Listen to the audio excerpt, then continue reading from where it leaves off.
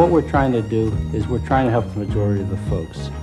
And that's what this discount program is all about, helping the majority of the unemployed. Al Levy is organizing to get the community to help the jobless. In this half hour, we examine survival services for the unemployed.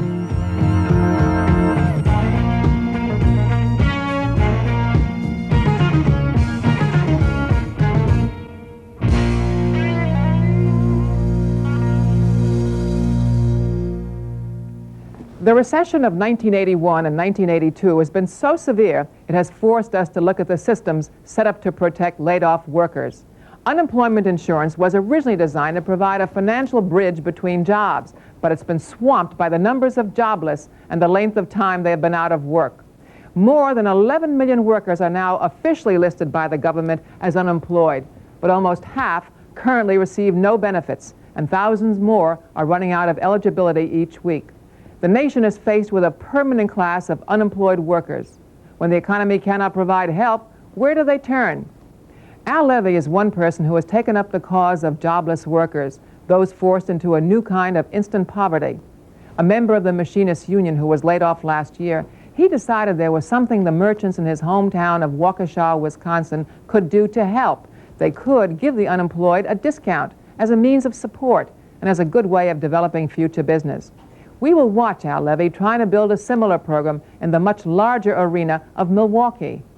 We will also look at some of the secondary financial problems which hit workers who are laid off, but still need money for mortgages and health care. Finally, we'll examine the kinds of survival services contributed from the private sector. Do they take up the slack caused by a slumping economy and government cutbacks? We'll begin after this.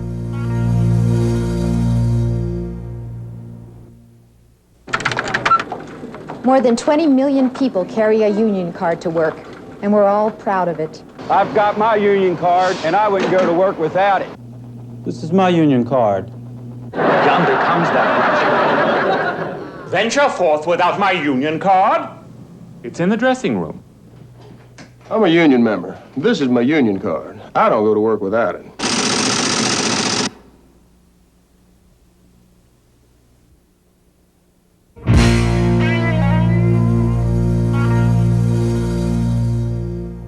Last year, individual Americans gave more than $44 billion to support churches, charities, schools, and other civic causes. These gifts represent basic American tradition of providing for the common good by collective action. Can the spirit of volunteerism in the private sector be pushed to meet the demands of our present economic hard times? With us to try and answer that question is Governor George Romney, chairman of Volunteer. Governor Romney is a former governor of Michigan, former Secretary of Housing and Urban Development, and a key member of President Reagan's task force on private sector initiatives. Also joining us is Bishop Joseph Sullivan, Auxiliary Bishop of the Diocese of Brooklyn, New York. He has been closely involved in programs to help the unemployed. He has also testified before Congress against cutbacks in nutrition and food stamp programs. Before we analyze the issue with these two gentlemen, let's take a look at what Al Levy has been doing for laid-off workers in one city. Milwaukee, Wisconsin, a city reeling from the recession with an unemployment rate of 13%. 70,000 were without jobs last year. One of them was Al Levy, a highly skilled machinist with a wife and a child on the way. Al organized his community to work for the jobless. What we attempted to do was to actually have those folks who were affected by the situation to begin to deal with it themselves. The idea was simple. Merchants give unemployed people a discount on goods and services. The unemployed sign up others who are out of work and recruit businesses to participate. For Al, that has meant going door to door with co-workers like Dennis Laskaski and Bill Smeaton to explain the program. Gentlemen, we're very happy that you've decided to meet with us today.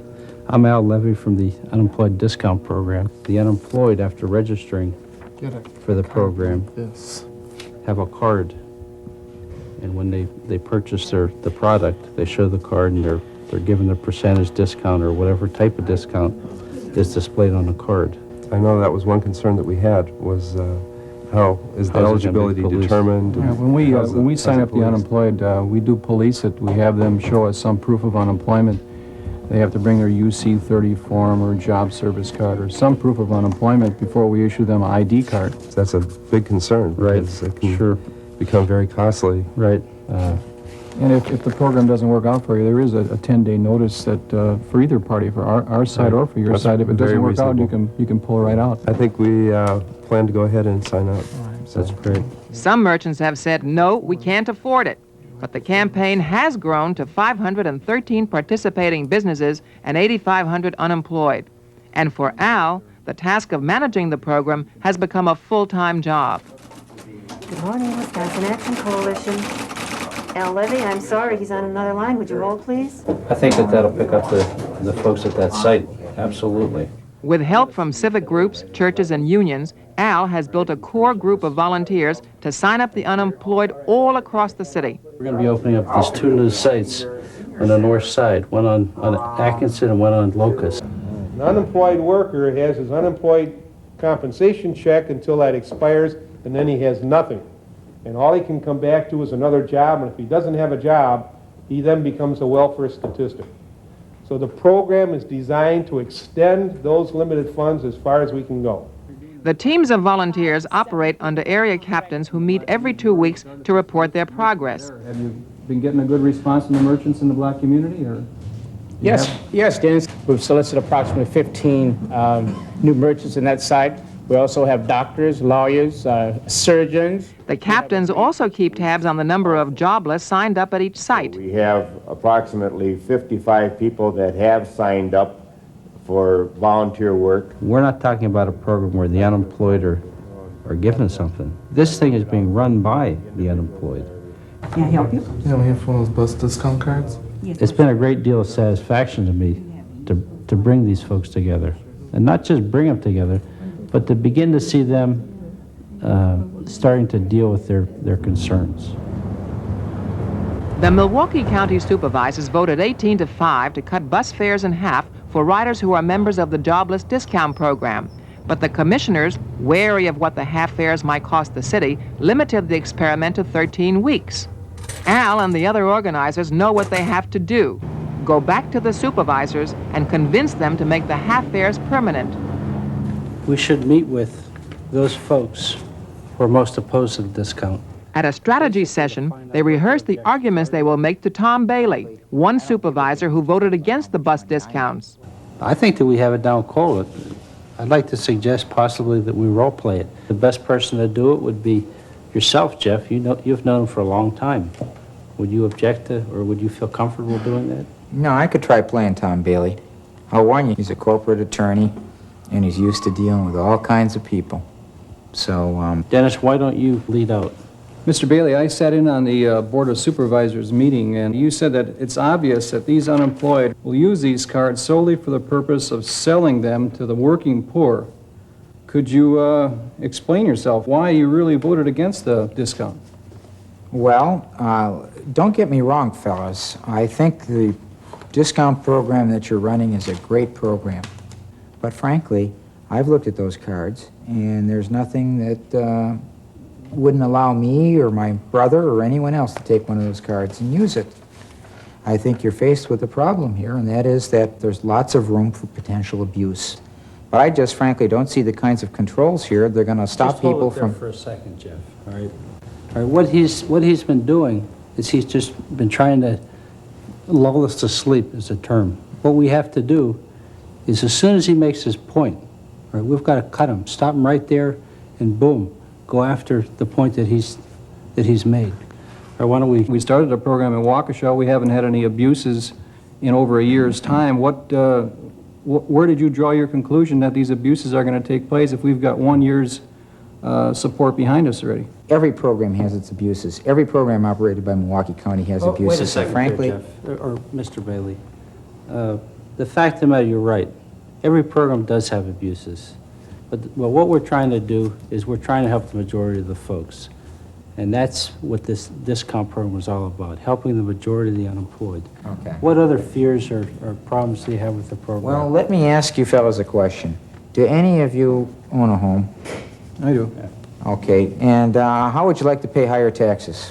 What makes you think that the tax issue is hinged to the bus discount. Well, as you know, right now, Milwaukee County pays for only half of its bus costs through what it gets at the till. The rest of it has to be made up through property taxes. You're not going to lose any money if the ridership increases enough. So that's not a real impact to this problem. The cost of operations of a bus is paid for either through the fare box or property taxes. Now, if you decrease the amount of fare, then you increase property taxes. There is no free lunch. What you're doing is simply increasing property taxes. I don't feel that that's going to be any tremendous financial burden on property taxes. Dennis is a homeowner. A lot of the unemployed folks are homeowners, been paying into the system for years. All right? They don't want to see it increase.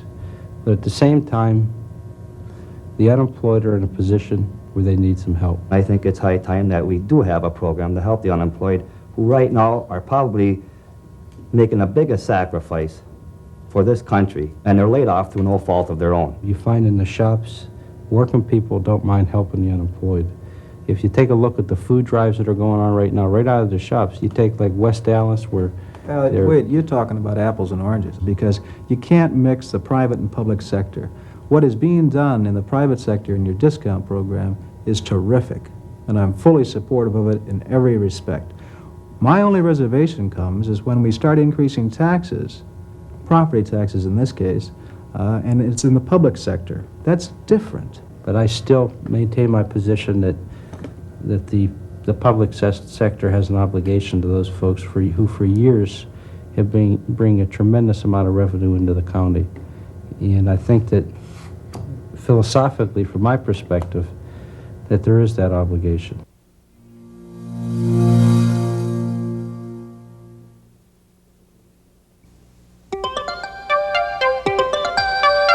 In their town, there are a lot of important jobs, good jobs.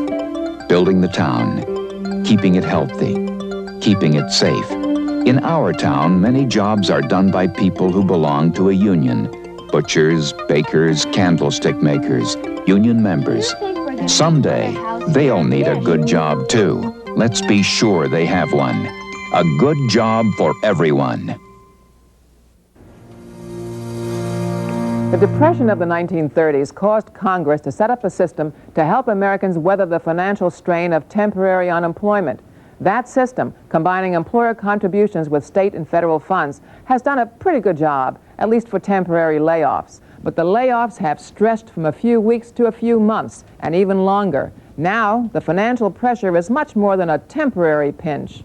For the more than 11 million Americans now unemployed, the shock of losing their jobs and that weekly paycheck is only the beginning. The first adjustment is living on less money. Average weekly unemployment benefits replace less than half the wages lost.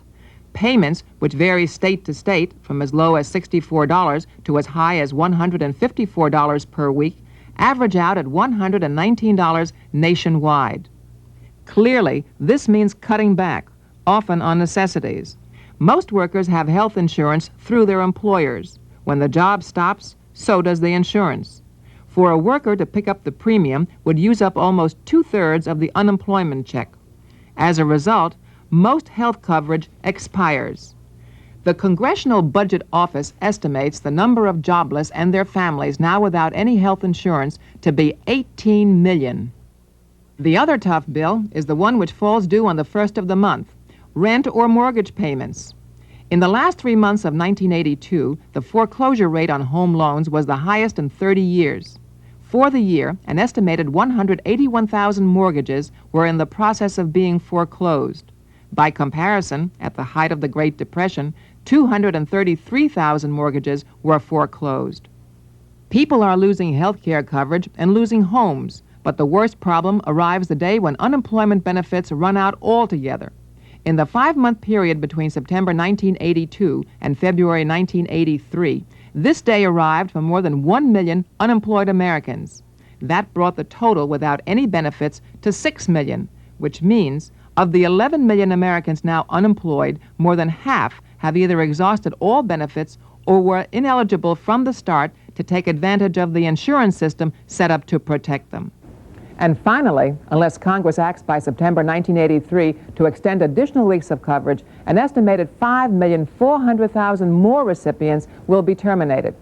Unemployed workers who have exhausted their benefits have two choices: wait until they are poor enough to qualify for welfare, or hope for help from private charities. Can private sources pick up the burden? President Reagan thinks so, as he said in a speech to the National Alliance of Business in October 1981. Voluntarism is an essential part of our plan to give the government back to the people. I believe the people are anxious for this responsibility.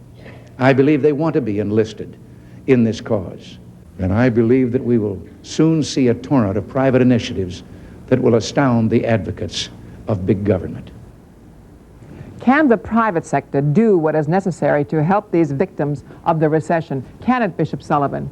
I say not what is necessary, but what is helpful. I think it's largely dependent upon relationship between government and the private sector, largely due to what are their economic policies. So I don't believe unaided the private sector can do it by itself, and I think there is an important role that government has to play to enable even the private sector to do more.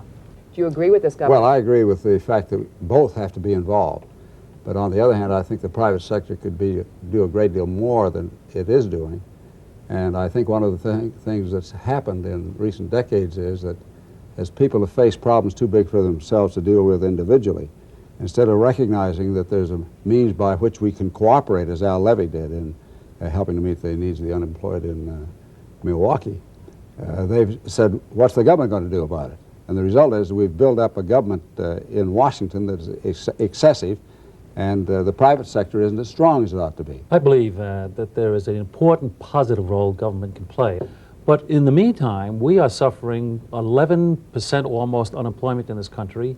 We are looking for an economic recovery that almost will be tolerant of over 10 million people unemployed. I do not feel that that's a positive role for government to play. I think they have to understand that there is a need, not only in the interim period of time, what we can do to preserve the families and the homes and the opportunities for health benefits for the unworking people, but I think there's an absolute necessity for government to see itself having an interventionist role that is positive, not excessive. Well, even the authors of the Great Society program, some of them, have admitted that those programs haven't worked as effectively as they were intended to work, and that there have been abuses creep in, and government has become too big, particularly in Washington.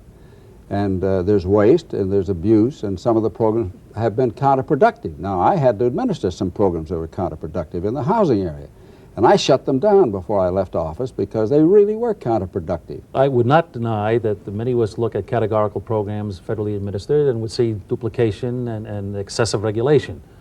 But at the same time, we have moved in the programs of the 60s. We reduced substantially the people who were below the poverty index in the 60s. In spite of the fact many of those programs may not have been successful as they were intended to be, they did make some substantial changes in the social fabric of this country. Many more blacks got employed, many more people got off the welfare rolls through the 60s, through the job creations, developments, and through kinds of economic mainstreaming of American people. Now, just take, for example, the housing. The governor was the head of the housing industry, in a sense, in this country for the government. What we see now is almost a total abandonment of housing for low-income people in this country today, in the present administration. We have all over this country an increasing problem of homelessness. It has increased fivefold in New York City. I've had to deal with these problems who have social problems. And there's no type of effort that will help a person who has a problem with alcohol or drugs or problems of that character, or children in school who have reading difficulties. There's nothing will help them more than a person who cares, take enough interest to help that person who needs help. And again, I'm associated with a group that helps people to take care of their basic needs without turning to government for help.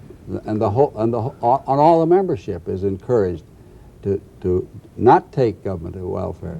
And that's as a result of an organized program that helps them to meet the housing needs and the food needs and even job needs in terms of being able to contribute what they can through their own effort rather than just taking, because if you just take without giving, you lose self-respect. See, we're talking about people who may never work again in this changing social patterns, and And, you know, how much can the private sector do when it comes, for example, to mortgages and but now you're health getting, insurance? But again, the most basic consideration in that area are our economic policies in this country. And unless we can turn those things around, we're not going to deal with the unemployment problems in this country. If you were governor today, with such a high rate of unemployment, would you turn to the government for help? Well, in some areas, yes.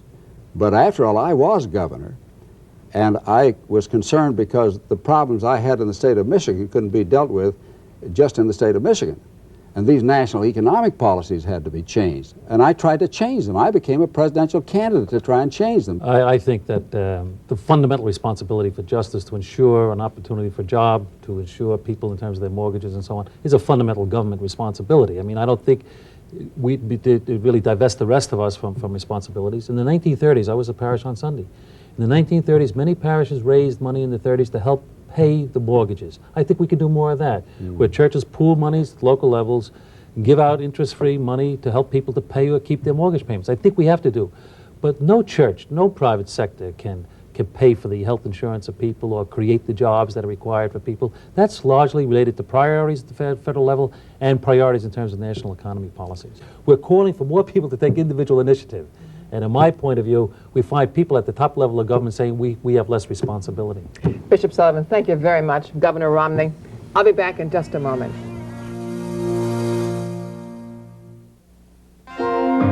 Did you know that union members have a voice in deciding what is a fair wage, decent working conditions, a good job?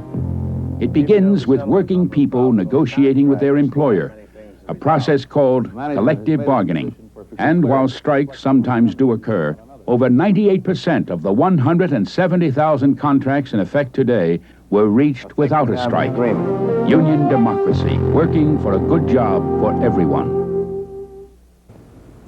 The grim reality of this recession is that the end of the slump is not going to mean the end of high unemployment.